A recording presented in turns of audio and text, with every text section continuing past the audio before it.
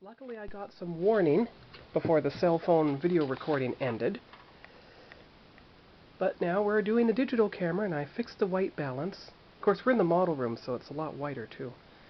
But here comes the front hull, just like in episode 3.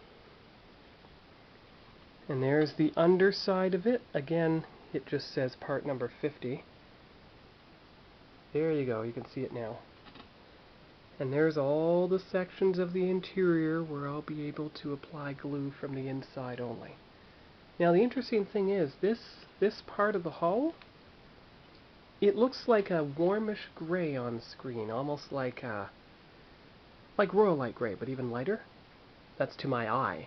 But on screen, it looks like the whitish gray that it should be. But look, you see those little squares right there? They're just begging for some iridescent, just like on Voyager. Alright. So I'm going to put everything back into the box. And that's the end of unboxing the Revell kit of the Venator Star Destroyer. Now, as far as what's going to be unboxed late next week before I go see my parents, I don't know. I may have already done the big Star Destroyer. Not sure. I may also, but I know I haven't done these, you know, the Falcon or the Episode 1 kits, or even the 1990, oh my god, you can't even see it.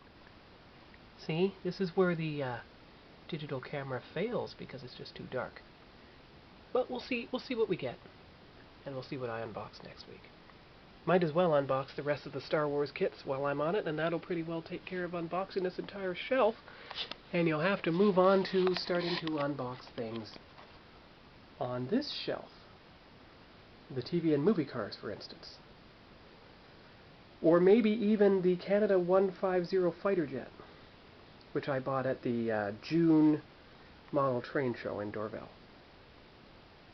Yeah. Well, that's all for now from Sean's Model Builds.